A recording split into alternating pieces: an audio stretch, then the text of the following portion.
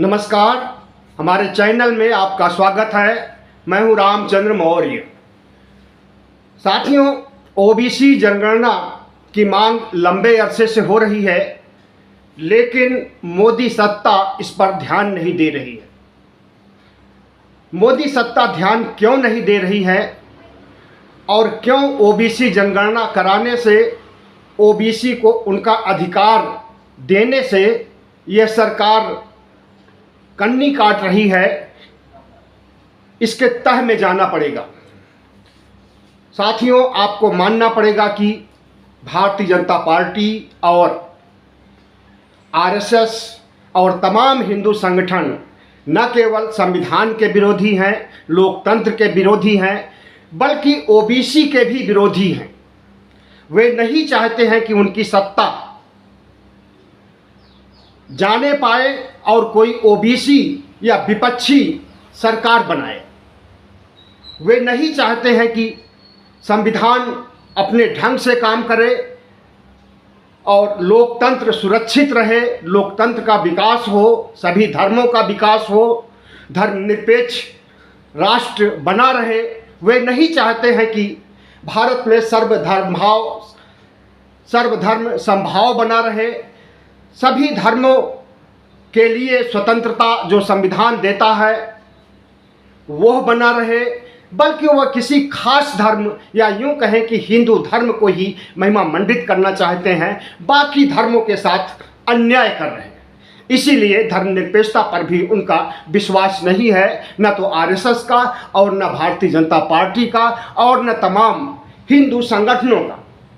इसीलिए हिंदू राष्ट्र बनाने की मांग हो रही है, इसीलिए ध्रुवीकरण किया जाता है, हिंदू मुस्लिम किया जाता है वोट जीतने के लिए। चूंकि हिंदू बहुसंख्यक हैं और उन्हें उनकी भावनाओं को उभार करके मुसलमान को पीछे छोड़ करके सिर्फ हिंदुओं के बल पर अपनी सरकार बनाना चाहते हैं और बना भी चुके हैं। लेकिन अब वो फार्मूला भारतीय जनता पार्टी का काम नहीं आएगा। इस बात को आरएसएस भी समझ गया है, भारतीय जनता पार्टी भी समझ गई है और चाणक्य अमित शाह और प्रधानमंत्री नरेंद्र मोदी भी समझ चुके हैं। ऑर्गेनाइजर में छपे लेख के आधार पर कहा जा सकता है कि भारतीय जनता पार्टी में बौखलाहट है। भारतीय जनता पार्टी और नरेंद्र मोदी की धड़कनें तेज हो गई हैं जब से ऑर्गेनाइजर में लेख छपा है कि इस मोदी मैजिक खत्म हो गया है और धार्मिक ध्रुवीकरण भी, उसका भी अब खास असर नहीं रह गया है चुनाव पर। हिमाचल और कर्नाटक के चुनाव ने साबित कर दिया है कि न धार्मिक ध्रुवीकरण काम करेगा और न मोदी मैजिक काम करेगा। ऐसे में भारतीय जनता पार्टी नई नीति बना रही है और इसके लिए बैठक दर बैठक हो रही है। प्रधानमंत्री नरेंद्र मोदी, जेपी नड्डा, अमित शाह, मोहन भागवत और जितने भी आरएसएस के कार्यकर्ता और आरएसएस भारतीय जनता पार्टी के कार्यकर्ता हैं, सब इस उधेड़-बुन में लगे हुए हैं कि भारतीय जनता पार्टी को कौन सा नया ब्रह्मास्त्र, नया मंत्र दिया जाए ताकि फिर से 2024 को जीता जा सके। हम तो समझते हैं कि सबसे बड़ा ब्रह्मास्त्र अगर कोई है तो वो ओबीसी की जनगणना है। अगर ओबीसी की जनगणना करा दी जाए, ओबीसी की जनगणना शुरू कर दी जाए, 2021 की जनगणना अभी नहीं शुरू हुई है, अगर 2021 की जनगणना के साथ ओबीसी की जनगणना शुरू करा दी जाए तो निश्चित रूप से ओबीसी समाज, जिसे कि आज 52% कहा जाता है 1931 के आंकड़ों के आधार पर, वो 52% से कहीं ज़्यादा है। इसीलिए मोदी सरकार घबरा रही है कि ओबीसी जनगणना ना कराई जाए और इसे ठंडे बस्ते में रखा जाए। लेकिन ओबीसी हैं कि मानते नहीं। ओबीसी के जितने भी कद्दावर नेता हों, चाहे वो नीतीश कुमार हो, चाहे लालू यादव हो, तेजस्वी हो, स्वामी प्रसाद मौर्य हो, अखिलेश यादव हो, जितने भी ओबीसी के बड़े नेता हैं, सब एक सुर से मांग कर रहे हैं। और यहाँ तक कि बिहार में तो ओबीसी की जनगणना शुरू भी हो गई थी, लेकिन अदालती पेच में फंसा करके सवर्ण जातियों ने उस जनगणना को भी रोक दिया है और अभी ओबीसी जनगणना बिहार में भी ठंडे बस्ते में पड़ी हुई है। तो साथियों, हम ये वीडियो इसलिए बना रहे हैं कि ओबीसी को आभास हो कि उसकी संख्या इतनी ज़्यादा है कि अगर वो चाहे तो सारी जातियों को छोड़ करके अपनी सरकार बना सकती है। इस देश में 52% ओबीसी हैं और आपको मालूम होना चाहिए कि अभी जो सरकार काम कर रही है, मोदी सरकार, इसे कुल वोट का सिर्फ 37% वोट मिला हुआ है। लगभग 90 करोड़ मतदाता इस देश में हैं। 140 करोड़ देशवासियों में 90 करोड़ से थोड़ा से अधिक मतदाता हैं और यही मतदाता निर्णय करते हैं किसी भी सरकार, किसी भी पार्टी के भाग्य का फैसला करते हैं। तो इन 90 करोड़ मतदाताओं में जाहिर है कि 52 करोड़ जिनकी आधी आबादी है, तो 52 करोड़ मतदाता भी ओबीसी के हैं और 37% पर सरकार बन सकती है। तो 52% अगर चेत ले तो उसकी सरकार बन सकती है, ओबीसी की सरकार बन सकती है।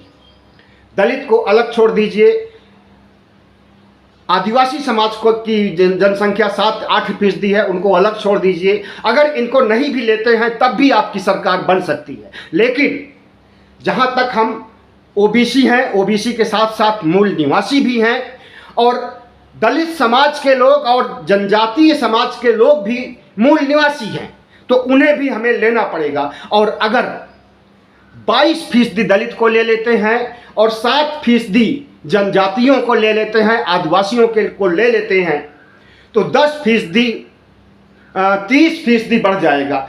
52 में 30 को जोड़ दीजिए तो 82% हो जाएगा।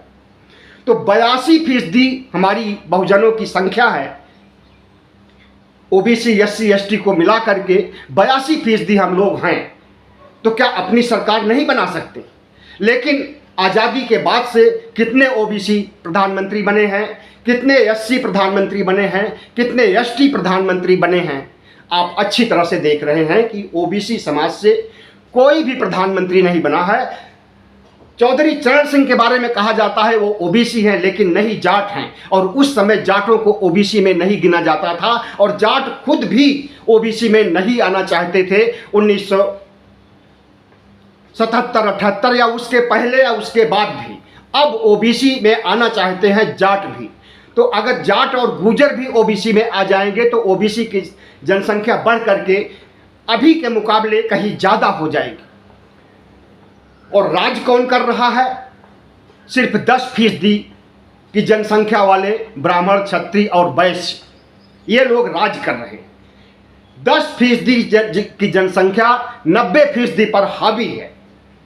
लेकिन हमारा ओबी समाज इस ढंग से सोया हुआ है, इस ढंग से उसे कुंभकर्णी नींद में मस्त है कि अभी भी गुलामी झेल रहा है। ऊंची जातियों का, हिंदू धर्म की गुलामी झेल रहा है, अस्पृश्यता झेल रहा है, अन्याय झेल रहा है, शोषण झेल रहा है। बाबा साहब के प्रयासों का फलितार्थ थोड़ा बहुत तो हुआ है, लेकिन जितना होना चाहिए उतना नहीं हुआ है। बाबा साहब डॉक्टर भीमराव अंबेडकर, ज्योतिबा राव फूले और पेरियार, ज्योतिबा राव फूले ने जो मशाल जलाई थी वो मशाल बुझी तो नहीं है, लेकिन धीमी हो गई है। उस मशाल को हमें तेज करना है और ओबीसी, एससी, एसटी में चेतना लानी है, उन्हें जगाना है और उन्हें उनके अधिकार और कर्तव्यों से अवगत करना है और उन्हें उनकी ताकत को समझाया जा सकता है। और जिस दिन उनकी ताकत और अपने इतिहास को ओबीसी, एससी, एसटी के लोग पहचान जाएंगे, समझ जाएंगे, उसके बाद भारतीय जनता पार्टी जैसी कम्युनल पार्टियों का कोई अस्तित्व नहीं रह जाएगा, हिंदू धर्म और हिंदू राष्ट्र का कोई अस्तित्व नहीं रह जाएगा और संविधान विरोधी भारतीय जनता पार्टी की सोच, लोकतंत्र विरोधी भारतीय जनता पार्टी की सोच भी नहीं रह जाएगी। तो ज़रूरत है ओबीसी, एससी, एसटी में चेतना लाने की, वो चाहे शिक्षा के माध्यम से हो, वो चाहे जन जागरण के माध्यम से हो, वो चाहे सोशल मीडिया के माध्यम से हो या सभी प्लेटफार्मों के माध्यम से हो। इसमें तेजी लानी ही पड़ेगी और जब तक इसमें तेजी नहीं आएगी तब तक कुंभकर्णी नींद से ओबीसी समाज के लोग नहीं जाग पाएंगे। आपको मालूम होना चाहिए कि जनगणना 2021 की नहीं कराई जा रही थी। कांग्रेस सरकार ने 2011 में जनगणना कराई थी और उसमें जनजातीय जनगणना भी शामिल थी। सोशियो इकोनॉमिक बेसिस पर ओबीसी की जनगणना हुई थी और जब जनगणना के आंकड़े आए तब तक भारत में एक कम्युनल, एक सांप्रदायिक, एक धार्मिक पाखंडी सोच वाली भारतीय जनता पार्टी का अस्तित्व हो गया था। नरेंद्र मोदी सत्ता में आ चुके थे, उन्होंने 2011 की रिपोर्ट को छिपा लिया, उसे प्रकाशित नहीं किया, उसे पता नहीं चलने दिया इस देश के 140 करोड़ लोगों को कि ओबीसी की जनसंख्या कितनी है। और जहां तक 2021 में ओबीसी जनगणना कराने की बात थी तो शुरुआत में तो राजनाथ सिंह जैसे लोगों ने स्वीकार किया था, संसद में स्वीकार किया था कि ओबीसी जनगणना कराई जाएगी, लेकिन बाद में प्रधानमंत्री नरेंद्र मोदी आरएसएस के दबाव से मुकर गए और उन्होंने साफ इनकार कर दिया कि ओबीसी जनगणना कराने में कई तकनीकी खामियां हैं। कौन सी तकनीकी खामी है इस बात को उन्होंने नहीं बताया, लेकिन इतना जरूर कहा कि ओबीसी जनगणना संभव नहीं है, इसमें कई खामियां हैं। आरएसएस ने उन्हें कोई खामी बताई होगी, जो खामी बताई थी वो सार्वजनिक भी नहीं की गई और मना कर दिया एक सिरे से प्रधानमंत्री नरेंद्र मोदी के द्वारा। नीतीश कुमार, तेजस्वी यादव और बिहार से कई वरिष्ठ नेताओं का प्रतिनिधिमंडल भी मिला था प्रधानमंत्री नरेंद्र मोदी से ओबीसी जनगणना को लेकर के, लेकिन उन्होंने साफ साफ मना कर दिया और यह कह दिया कि नीतीश कुमार तुम जाओ अपने बिहार में जनगणना करा लो, लेकिन राष्ट्रीय स्तर पर यह जनगणना नहीं होगी। प्रधानमंत्री नरेंद्र मोदी को पता है कि जिस दिन जनगणना हो गई और जनगणना के आंकड़े आ जाएंगे उस दिन भारतीय जनता पार्टी की खैर नहीं, और उसके बाद फिर अगर किसी की सरकार बनेगी तो ओबीसी की सरकार बनेगी। अगर कोई प्रधानमंत्री बनेगा तो ओबीसी एससी एसटी से बनेगा और ओबीसी एससी एसटी को उसकी औकात पता चल जाएगी कि उसमें कितनी ताकत है, संख्या की ताकत कितनी है, जनसंख्या बल कितना है ओबीसी एससी एसटी में।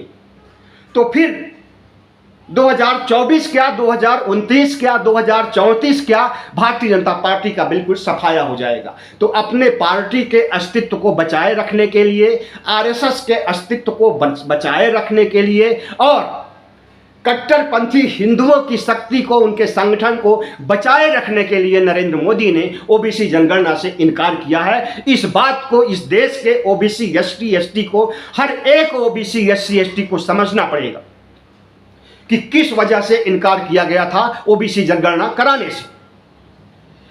तो साथियों, आज देश जिस दिशा में जा रहा है, नफरत का माहौल है, डर का माहौल है। डर का माहौल इतना है कि कोर्ट में नाबालिग पहलवान लड़की बयान दे देती है 164 अधिनियम के 164 एक्ट के तहत कि उसके साथ यौन शोषण हुआ है, उसके साथ दुर्व्यवहार हुआ है और वो दुर्व्यवहार किया है भारतीय जनता पार्टी का सांसद ब्रजभूषण शरण सिंह। और फिर अभी उसको इतना डरवाया गया, इतना धमकाया गया, पैसे की लालच दिखाया गया या पैसे दिए गए या मार डालने, काट डालने की धमकी दी गई कि आकर के वो डर के चलते फिर से कोर्ट में बयान देता है कि उसके साथ कोई यौन शोषण नहीं हुआ है। और यह बात अखबारों के द्वारा, मीडिया के द्वारा सामने आ चुकी है कि भारतीय जनता पार्टी के सांसद ब्रजभूषण शरण सिंह की करतूत है कि उसने इनकार किया कि उसके साथ यौन शोषण नहीं है हुआ है। उसके घर गए और वहां पर लालच दिया, प्रलोभन दिया, डर दिखाया और इसके चलते वो लड़की का पिता कह रहा है कि हमारे परिवार का सर्वनाश कर दिया जाएगा, हमारा परिवार बर्बाद कर दिया जाएगा अगर हम उनकी बात को नहीं मानते हैं। तो यह बात वो सार्वजनिक रूप से कह रहा है। तो इस देश में डर और भय और नफरत का माहौल फैलाया गया है और इस नफरत को लेकर के राहुल गांधी ने कन्याकुमारी से कश्मीर तक यात्रा भी की, भारत जोड़ो अभियान चलाया, उन्हें सफलता भी मिली बहुत हद तक, लेकिन नफरत और माहौल का माया जाल कुछ इतना ही है कि उसे भारत जोड़ो यात्रा भी नहीं खत्म कर सकी है, क्योंकि उस नफरत और डर को भारतीय जनता पार्टी और उसकी सरकार ताकत दे रही है, ऊर्जा दे रही है, इसलिए नफरत और डर का माहौल इस देश से खत्म नहीं हो रहा है। और उसी नफरत और डर के माहौल में हमें लगता है कि ओबीसी भी है, और ओबीसी में तो समझिए कि एक शिक्षित भी जो कि एमए की डिग्री, एमएससी की डिग्री या कोई भी डिग्री या पीएचडी कर चुका है, वो भी कंठी माला जपता है, वो भी हिंदू धर्म का गुलाम है, वो भी पाखंड और अंधविश्वास का गुलाम है। और ऐसे गुलाम बहुत से हैं ओबीसी के अंदर जो कि ब्राह्मणवाद और मनुवाद को किसी न किसी रूप में अपनाए हुए हैं। जिस दिन मनुवाद की गुलामी त्याग दोगे, जिस दिन अपने पूज्य पेरियार, बाबा साहब डॉक्टर भीमराव अंबेडकर, फूले, इनके विचारों को अपना लोगे, उस दिन से ही कायाकल्प होने लगेगा ओबीसी एससी एसटी का। तभी विकास होगा, तभी आपके प्रधानमंत्री बनेंगे, तभी आपके राष्ट्रपति बनेंगे। कहने के लिए तो राष्ट्रपति बना दिया गया है एसटी समाज से, जनजातीय समाज से, लेकिन उस राष्ट्रपति को कितना वैल्यू दिया जा रहा है कि आपने देखा कि अभी नए संसद भवन के उद्घाटन तक के लिए उसे नहीं बुलाया गया। इसी तरह से दिखावे के लिए एक दलित को राष्ट्रपति बनाया जाता है पिछले कार्यकाल में, और उस राष्ट्रपति के समय में भी नए संसद भवन का नींव पूजन हुआ, नया संसद भवन शुरुआत हुई बनने के लिए, लेकिन उसमें भी नींव पूजन के लिए राष्ट्रपति रामनाथ कोविंद को नहीं बुलाया गया। तो ये स्थिति है हमारे देश के राष्ट्रपति की, और प्रधानमंत्री तो सर्वशक्तिमान हो गए हैं, राष्ट्रपति से भी बड़े हो गए हैं, भारत राष्ट्र से भी बड़े हो गए हैं, और विश्व गुरु बन करके विश्व से भी बड़े हो गए हैं हमारे प्रधानमंत्री नरेंद्र मोदी। ये मैं नहीं कह रहा हूँ, गोदी मीडिया कह रहा है, भारतीय जनता पार्टी का आईटी सेल कह रहा है कि विश्व गुरु हैं। और विश्व गुरु का मतलब कि सबसे बड़ा गुरु। तो जो दुनिया का सबसे बड़ा गुरु है वो नहीं चाहता है कि ओबीसी एससी एसटी का विकास हो, ओबीसी एससी एसटी का कल्याण हो। कहने के लिए राष्ट्रपति बना दी गई हैं द्रौपदी मुर्मू, लेकिन वो प्रधानमंत्री नरेंद्र मोदी के मंत्रिमंडल की कठपुतली भर रह गई। प्रधानमंत्री नरेंद्र मोदी का ऑफिस पीएमओ निश्चित करता है कि कौन राष्ट्रपति से मिलेगा और कौन राष्ट्रपति से नहीं मिलेगा। सत्यपाल मलिक ने राष्ट्रपति से मिल करके बातें करने के लिए समय लिया था और राष्ट्रपति ने उन्हें ओके कर दिया था, मिलने के लिए समय दे दिया था। लेकिन जब सत्यपाल मलिक मिलने के लिए जा रहे थे तो रोक लगा दिया गया और कहा गया कि पीएमओ से ऑर्डर आया हुआ है कि आप राष्ट्रपति से नहीं मिल पाएंगे। तो ये हमारे देश की स्थिति है कि राष्ट्रपति को गुलाम बना दिया गया है, संविधान को नज़रअंदाज किया जा रहा है, और लोकतंत्र के चारों स्तंभों को कमज़ोर कर दिया गया है। और या यूं कहें कि गोदी मीडिया, जैसे कि लोकतंत्र का चौथा स्तंभ कहा जाता है मीडिया को, उसे गोदी मीडिया बना दिया गया है। तो इस देश में क्या हो रहा है अच्छी तरह से आप देख सकते हैं, अच्छी तरह से आप समझ सकते हैं। डर और नफरत, सांप्रदायिक जुनून, इन्हीं के बल पर फिर से चुनाव जीतने की तैयारी चल रही है। और नफरत के बाजार में अगर कोई मोहब्बत की दुकान खोलना चाहता है तो उसे ट्रोल किया जाता है। आईटी सेल और भारतीय जनता पार्टी के नेता ट्वीट करके उसके मनोबल को घटाते हैं और उसके ऊपर निशाना साधते हैं। तो नफरत के माहौल में आज हम जी रहे हैं, डर के माहौल में आज हम जी रहे हैं, और अगर इस माहौल से निकलना है तो हमें सत्ता परिवर्तन करना होगा। सत्ता परिवर्तन करने से न सिर्फ डर और माहौल और भय के माहौल से मुक्ति मिलेगी, बल्कि हमें हिंदू राष्ट्र से मुक्ति मिलेगी, ब्राह्मणवाद से मुक्ति मिलेगी, मनुवाद से मुक्ति मिलेगी, और आरएसएस से मुक्ति मिलेगी। जिस आरएसएस को कभी सरदार वल्लभ भाई पटेल जो कि गृह मंत्री थे उन्होंने बैन किया था, वही आरएसएस आज सब पर भारी पड़ रहा है, सरकार पर भी भारी पड़ रहा है। कहने के लिए वो कहता है कि मैं सांस्कृतिक संगठन हूँ, लेकिन सारी गतिविधियाँ उसे उसकी मोदी के पॉलिटिक्स, मोदी को आगे बढ़ाने और भगवा राज कायम करने, संविधान को हटाने, नया संविधान लाने, भगवा संविधान लाने की उसकी तैयारी चल रही है। और 2025 तक जब आरएसएस के 100 साल पूरे होंगे, उस समय भारत को हिंदू राष्ट्र बनाने के लिए दृढ़ प्रतिज्ञ हो गया है आरएसएस। इस बात को ओबीसी को समझना होगा, एससी एसटी को समझना होगा कि जिस दिन भारत हिंदू राष्ट्र बन जाएगा उस दिन तुम 5000 साल पीछे चले जाओगे, मनुस्मृति युग में चले जाओगे और आगे हाड़ी होगी, पीछे झाड़ू होगी। जो राजनीतिक अधिकार, शासकीय अधिकार आज मिले हुए हैं वो भी छिन जाएंगे। हिंदू राष्ट्र बनने पर, हिंदू राष्ट्र बनने पर ब्राह्मणों का विकास होगा, क्षत्रियों का विकास होगा, वैश्यों का विकास होगा, बाकी सब का विनाश होगा। तो साथियों, ओबीसी जनगणना कराना कितना जरूरी है इस बात को आपको समझना होगा। और अगर मोदी सरकार ओबीसी जनगणना नहीं कराती है तो आप ध्यान में रखिए कि आपको उस सरकार को वोट भी नहीं देना है। और जो ओबीसी जनगणना कराने की बात कहे, चाहे कम्युनिस्ट हो, चाहे कांग्रेस हो, चाहे समाजवादी पार्टी हो, चाहे राष्ट्रीय जनता दल हो, जो भी बात करेगा हम उसका साथ देंगे। यही विचारधारा लेकर के आपको चलनी होगी, तभी आपका कल्याण होगा, तभी 52% ओबीसी का कल्याण होगा और तभी ओबीसी के साथ साथ इस देश का कल्याण होगा और राष्ट्र बचेगा। बहुत बहुत धन्यवाद। हमारे चैनल को सब्सक्राइब कीजिएगा, लाइक कीजिएगा और शेयर कीजिएगा ताकि हमारी आवाज़ ओबीसी, एससी, एसटी जहाँ जो दूर दूर तक रहते हैं उन्हें भी सुनाई दी। बहुत बहुत धन्यवाद।